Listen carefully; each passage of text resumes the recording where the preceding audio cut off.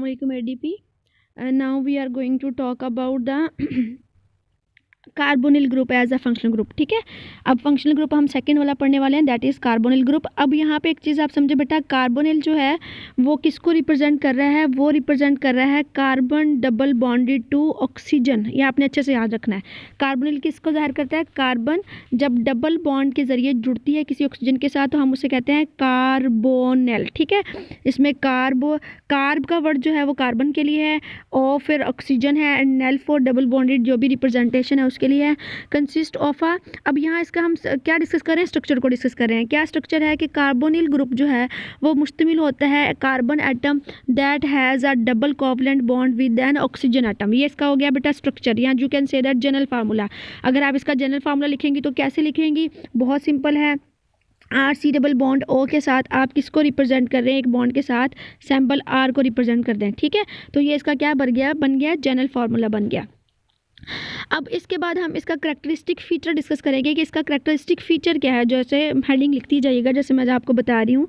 अब इसका characteristic feature क्या है? इस डबल बॉन्ड जो कंपाउंड है ये, या जो हम कहते हैं फंक्शनल ग्रुप है ये क्या होता है? पोलर होता है। अब because of electronegativity of oxygen, ये हमने अपने लास्ट में फंक्शनल ग्रुप में भी बहुत डिटेल के साथ डिस्कस किया कि इसमें चूँकि ऑक्सीजन एटम मौजूद है तो ऑक्सीजन एटम की वजह से इसके ऊपर क्या आ जाएगा? एक इलेक्ट्रोनेगेटिव क्लाउड जो है वो बिल्ड हो जाएगा। यू कैन से दैट एक चार्ज इसके ऊपर जाहिर हो जाएगा। इस वजह से ये क्या बन जाता है? पोलर बन जाता है। अब जो भी पोलर कंपाउंड है उनके बारे में हमने पढ़ा था कि वो वाटर में डिसॉल्व हो सकते हैं, क्योंकि पोलर कंपाउंड्स, पोलर सॉल्वेंट्स या पोलर सोल्यूट जो है वो पोलर सॉल्वेंट्स में ही हल होते हैं। हमें पता है वाटर के ऊपर भी चार्ज मौजूद होता है, वो भी पोलर है, तो ये और ये भी पोलर है, तो दो एक जैसे जो हैं वो आपस में हल हो सकते हैं। अब इस वजह से ये क्या होता है? वाटर लविंग बन जाता है, यानी ये पानी में डिसॉल्व होना पसंद करता है। हम कहते हैं कार्बोनिल ग्रुप इज़ हाइड्रोफिलिक। यहाँ एक टर्म है हाइड्रोफिलिक जो हमने अपने लास्ट लेक्चर्स में कहीं डिस्कस की है, आपको अच्छे से याद होगा। हाँ, प्लाज्मा मेम्ब्रेन के मॉडल में। ठीक है, हमने डिस्कस की थी हाइड्रोफिलिक एंड हाइड्रोफोबिक। तो ये हाइड्रोफिलिक है यानी ये वाटर लविंग है।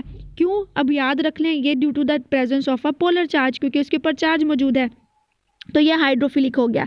ये इसकी एक करैक्टरिस्टिक बन गई ना, केमिकल करैक्टरिस्टिक। इसकी बेसिस की पे इसके साथ अटैच जो है फंक्शनल ग्रुप की बेस पे। उसके बाद बेटा हम डिस्कस कर रहे हैं, हाँ, इसकी फर्दर दो टाइप्स, इसको हम कैटेगराइज करते हैं दो ग्रुप्स में। सो फर्स्ट क्लास इसकी कौन सी है? वो है जी एल्डिहाइड, एंड सेकेंड क्लास कौन सी है? कीटोन है। अब आपने याद रखना है, अगर कार्बोनिल ग्रुप जो है उसकी पोजीशन जो है वो at the end of the carbon skeleton है। अब कार्बन स्केलेटन मीन बेटा आर, ठीक है, जो हमने इसके साथ रिमेनिंग कंपाउंड या जो भी जिस कंपाउंड के साथ इसको बाउंड किया है उसको यहाँ हम कार्बन स्केलेटन के तौर पे भी जो है वो नेम कर रहे हैं।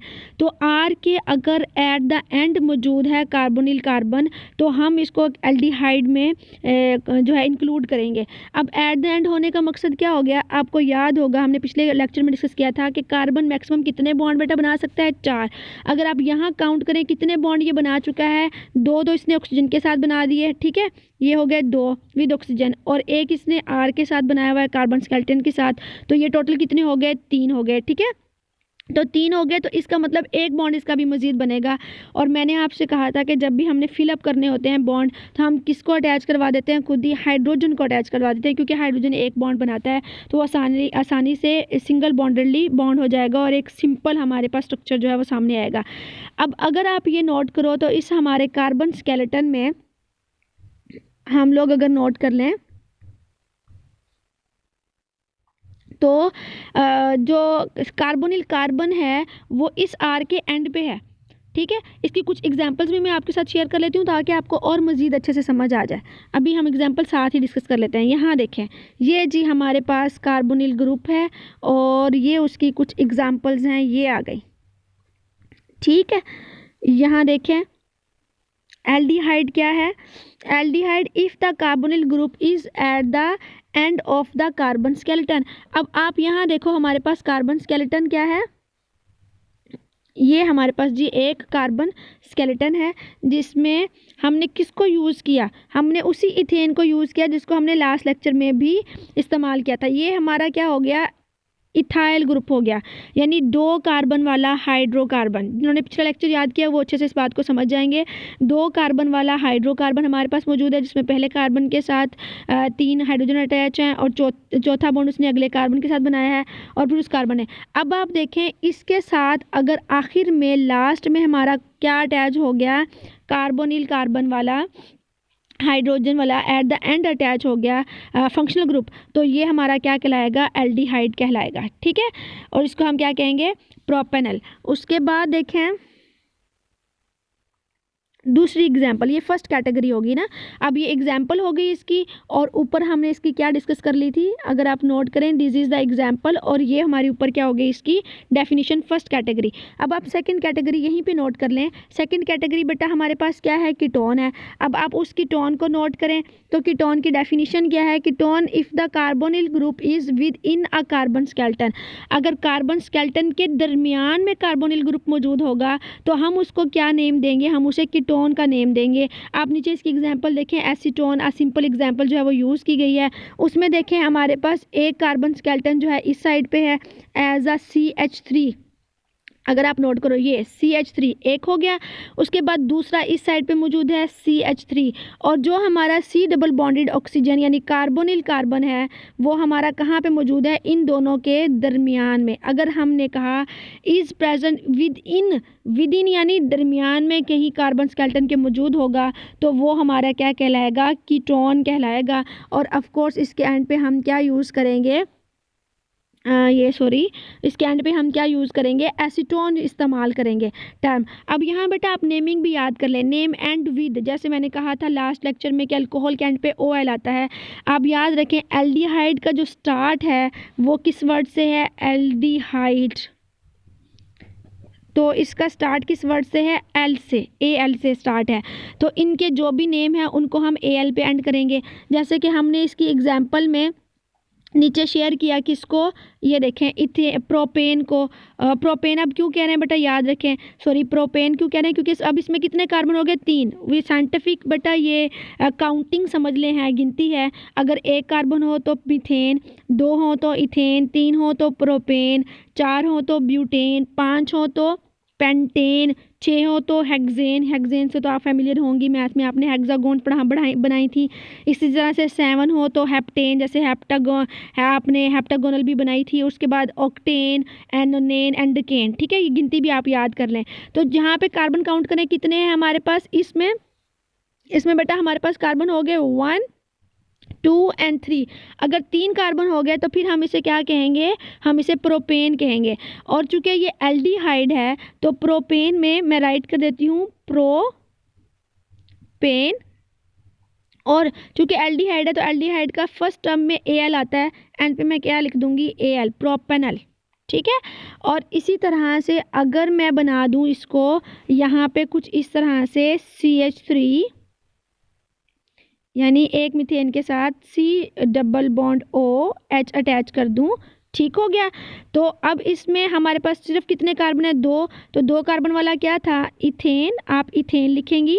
और चूंकि इसके साथ ये एक एल्डिहाइड फंक्शनल ग्रुप को ज़ाहिर कर रहा है तो एल्डिहाइड का फर्स्ट AL आप ऐड कर देंगी, इसका नेम क्या बन जाएगा, एथेनल। ठीक हो गया, बहुत आसान है नेम लिखना, सिर्फ आपको याद रखना है कि आपने एंड पे किस चीज़ का इजाफा करना है उसके नेम को रिप्रेजेंट करने के लिए। इसी तरह से ये हो गया बेटा हमारा एल्डिहाइड से रिलेटेड। अब इसी तरह से हम किसको ले लेते हैं, कीटोन को ले लेते हैं कि हम कीटोन को किस तरह से रिप्रेजेंट करेंगे। अब आप कीटोन का अगर नाम देखें तो कीटोन के नाम के एंड पे क्या वर्ड आ रहा है, ऑन। ठीक है,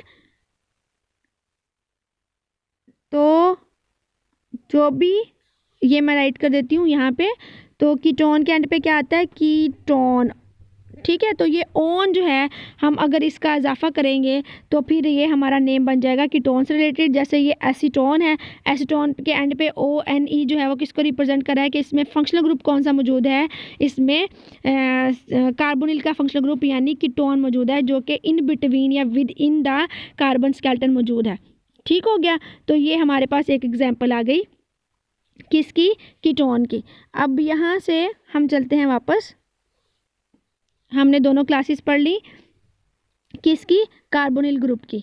ठीक हो गया, तो ये हमारा कार्बोनिल ग्रुप यहाँ पे हो गया ख़त्म, जिसमें आपने याद कर लिया कि कार्बोनिल ग्रुप क्या होता है, फिर आपने डिस्कस कर लिया इसकी केमिकल फीचर्स यहाँ क्या हैं, उसके बाद हमने इसकी 2 क्लासेस डिस्कस कर ली, एल्डिहाइड उसकी एक एग्जांपल याद कर ली, कीटोन और उसकी एक एग्जांपल याद कर ली, इनके जनरल फार्मूला भी हमने देख लिए RCHO एंड RCOR। मैं दोबारा बिल्ड कर देती हूँ आपके लिए, यहाँ ज़रा गौर से देख लें, लिखे भी हुए हैं और मैं भी लिख देती हूँ ताकि आपके लिए आसानी हो। ये देखें, अगर हम लिख देते हैं, एक हम लिखना चाहते हैं एल्डिहाइड का केमिकल फार्मूला, तो आप जनरल फार्मूला, तो देखें बेटा जनरल फार्मूला में हम किसको रिप्रेजेंट करते हैं, आर से रिप्रेजेंट करते हैं। उसके बाद हमें पता है आर के एंड पे क्या होना चाहिए, कार्बोनिल कार्बन, उसके बॉन्ड पूरे करने के लिए क्या अटैच होगा, H। ठीक है, तो ये एक जनरल फार्मूला बन गया एल्डिहाइड का। इसी तरह से हमने कहा कि हमारा जो कीटोन है उसमें ये कार्बोनिल ऑक्सीजन जो है विद इन होगा कार्बन स्केलेटन के, इसका मतलब है एक इस तरफ भी हमारे पास कार्बन का कंपाउंड अटैच होगा और दूसरा कार्बन का कंपाउंड इस तरफ अटैच होगा।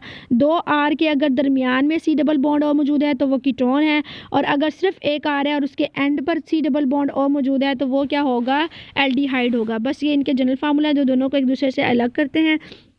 ये बहुत सिंपल सा हमारा कार्बोनिल ग्रुप है, इसको बेटा आपने अच्छे से तैयार कर लेना है। हमने इसका स्ट्रक्चर पढ़ा, केमिकल प्रॉपर्टीज़ और इसकी एग्जांपल्स डिस्कस की, और मैं अगेन बता रही हूँ बेटा एग्जांपल कम से कम एटलीस्ट आपको 1 से 2 जो हैं वो तैयार होनी चाहिए। ठीक है, ये हमारा हो गया। अब यहाँ पे एंड करते हैं ताकि हम सारे फंक्शन ग्रुप अलग अलग याद कर लें। ओके, अल्लाह हाफिज़, फ़ी अमानिल्लाह।